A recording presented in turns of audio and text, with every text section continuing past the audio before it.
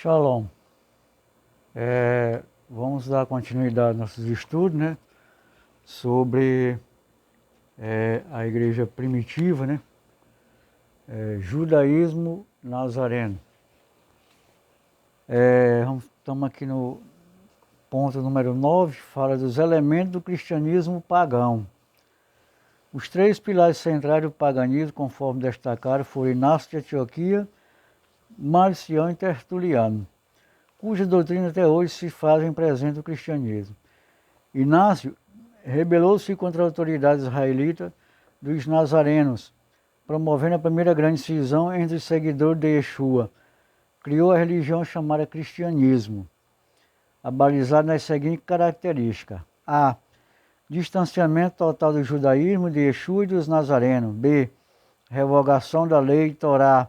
C. Substituição do sábado, Shabat, pelo domingo. B. Concentração do poder nas mãos de um homem, reputado o representante de Deus na terra. Em sequência, Marcião reforça o paganismo ao lecionar: A. Que existe dois deuses em conflito no universo. B. O Deus dos judeus é malvado e perverso. Logo deveriam os cristãos rejeitar tudo que proviesse da religião judaica. C. Anulação da lei Torá. D. Divisão entre Velho Testamento, repleto de regras ímpias instituídas pelo Deus dos judeus, e Novo Testamento, que revela o Deus bom e amoroso, o Pai de Jesus.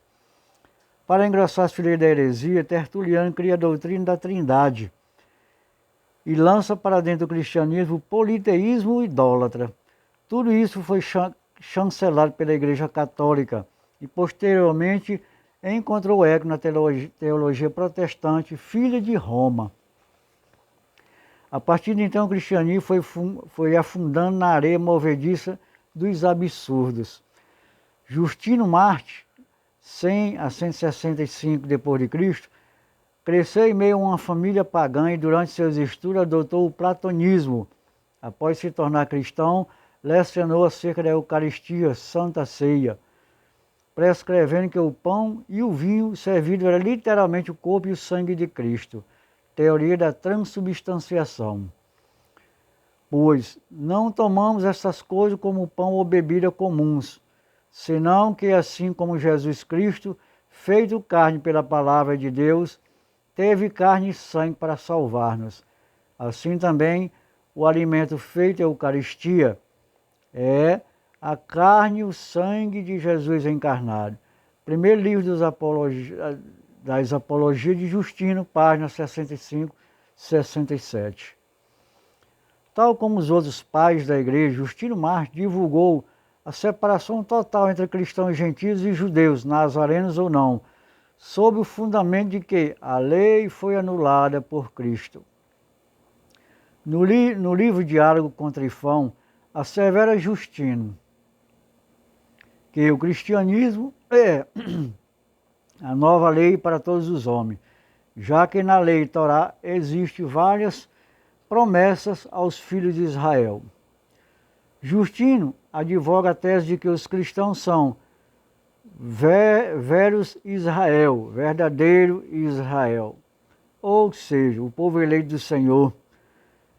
Deixa de ser Israel propriamente dito, né, descendência carnal de Jacó, e passa a ser a igreja.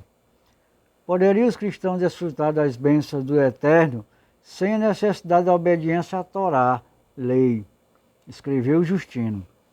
Com efeito, ó Trifão, eu li que deveria vir uma lei perfeita e uma aliança soberana em relação às outras, que agora deve ser guardada por todos os homens que desejam a herança de Deus.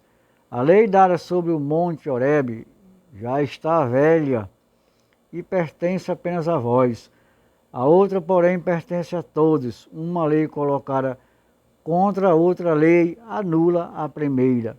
Uma aliança feita posteriormente também deixa sem efeito a primeira. Diálogo com Trifão, 11.2. Na visão de Justino, a lei Torá não deveria ser cumprida, pois se tornou velha. Porém, o próprio Eterno ordenou que sua palavra, a Torá, iria durar para sempre. Salmo 119, 160. E Yeshua testificou que não veio revogar a Torá. Mateus 5, 17 a 19. Será aprofundado este tema nos próximos estudos. Para justificar o motivo pelo qual os cristãos não guardam o sábado, o quarto dos 10 mandamentos, Êxodo 20, de 8 a 11, Justino tem a ousadia de declarar que o mandamento criado pelo Eterno deriva da iniquidade do povo judeu. Também nós observamos esta circuncisão carnal. Guardaríamos os sábados e todas as vossas festas se não soubéssemos o motivo pela qual vos foram ordenados? Isto é, por causa de vossas iniquidades e da vossa dureza de coração, diálogo com Trifão 18:2. Objetivando causar separação total entre judeus e gentios, que outrora viera em comunhão nas comunidades do caminho, Justino acusa os judeus de serem responsáveis pela morte de Cristo e escreveu a história do João Pablo Sena Pera. Mais uma vez, Justino retorna o discurso rotulante e estigmatizante ao afirmar que nem toda a água do mar seria suficiente para apagar os assassinatos cometidos pelos judeus e ainda caracteriza os rituais prescritos na lei como incapazes de remover esses pecados, que somente poderiam ser removidos pela morte de Cristo. Há uma clara intenção de circunscrever a lei ritual ao povo judaico, caracterizado como povo de assassinos, praticando rituais que em si mesmos seriam vazios, mas que encontraria sua razão de ser apenas se entendido como tipos proféticos de Jesus Cristo.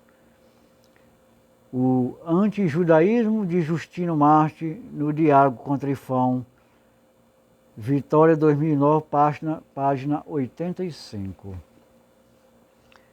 Responsabilizar o judeu pela morte do Messias se tornou um dos grandes slogans do cristianismo, resultando em milhões de mortes ao longo da história, principalmente durante as cruzadas, a Inquisição e o Holocausto nazista. Este último evento levou a extermínio covarde de 6 milhões de judeus. Muitos protestantes e evangélicos lavam suas mãos achando que suas igrejas não participaram da chacina, não sabendo que Martinho Lutero incentivou o assassinato de judeus e sua obra foi usada por o bigodinho lá, né? Ao propagar o antissemitismo no livro Mein Kampf, Minha Luta, né? O bigodinho lá citou expressamente a teologia de Lutero para sustentar o extermínio dos judeus. Enquanto 6 milhões de pessoas estavam sendo dizimadas pelo nazismo, apoiado pela Igreja Católica, né? A Igreja Protestante se calou. Preciosa e verídica a aparência popular. Quem cala, consente. Prosseguindo na machada história da Igreja Cristã, Irineu de Lyon, 130 a 202 d.C., divulga o dogma da Maria, que Maria permaneceu perpetuamente virgem e é corredentora e salvadora ao lado de seu filho Yeshua. Inicia-se a adoração à Virgem Maria, que passa a ser considerada Mãe de Deus. Maria, embora tivesse marido, ainda era virgem, e obedecendo, tornou-se causa de salvação para si e para toda a raça humana. Irineu de Lyon, contra as heresias 3:22. A Virgem Maria, sendo obediente à sua palavra, recebeu do anjo a boa nova de que ela daria à luz Deus. Irineu de Lyon, contra as heresias 5:19:1. Apesar de ser óbvio, lembre-se que Miriam, Maria, após o nascimento de Yeshua, teve relações sexuais com José, nascendo da união vários filhos e filhas. Mateus 13:53 a 56. E mais, o Eterno é o Criador e não uma criatura. donde se conclui que não existe a figura de mãe de Deus, e tão somente a mãe terrena de Jesus enquanto homem. Outro grande problema da igreja gentílica diz respeito ao abuso da interpretação alegórica. Os cristãos que eram oriundos do paganismo tentaram conciliar o pensamento semita contido no Taná, primeiras escrituras do Antigo Testamento, com a filosofia grega, usando um método de exegese que extrapola a literalidade do texto. Eis alguns exemplos.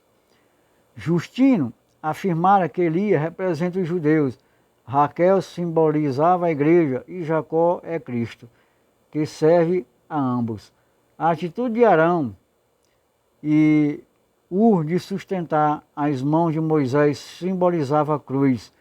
Justino afirmava que o Antigo Testamento era pertinente aos cristãos, mas essa pertinência, dizia ele, era percebida por meio de alegorização. Irineu morou em Esmina. Irineu, afirmou, por exemplo, que os 3 espias, e não 2, que Raabe escondeu, representam Deus Pai, Deus Filho e Deus Espírito Santo. Olha que absurdo. E sua excessiva alegorização, Clemente ensinava que as proibições mosaicas de comer porco, falcão, águia e corvo, está lá contido em Levítico 11:7, de 13 a 19, representava respectivamente a ânsia impura pela comida, injustiça, o roubo e a cobiça. No episódio em que 5.000 pessoas foram alimentadas, em Lucas 9, 10 a 17, os 2 peixes simbolizavam a filosofia grega, as miscelâneas 6:1. Outro absurdo, né? Mediante a alegorização, Orígenes ensinava que a arca de Noé simbolizava a igreja e que Noé simbolizava Cristo. O episódio em que Rebeca tirou água do poço para os servos de Abraão significa que devemos recorrer diariamente às Escrituras para ter o encontro com Cristo. Na entrada triunfal de Jesus, né, a jumenta representa o Antigo Testamento e o jumentinho o Novo Testamento. E os 2 apóstolos, o aspecto moral e místico das Escrituras. Aonde vai o pensamento dessas pessoas, né? Que absurdo. Orígenes desconsiderou a tal ponto o sentido literal e normal das Escrituras, que seu estilo alegórico passou a ser caracterizado por um exagero incomum. Como diz certo autor, era fantasia desmedida. Interpretação Bíblica, Vida Nova, 2008, páginas 39, 41, 42. Apesar de a interpretação judaica admitir algum tipo de alegorização, esta possui limites estabelecidos, não pode constituir um cheque em branco a ser preenchido ao alvedrio do intérprete. O cristianismo pagão, fundado na filosofia grega, passou a deturpar as escrituras sagradas, criando fantasias que até hoje se encontram presentes.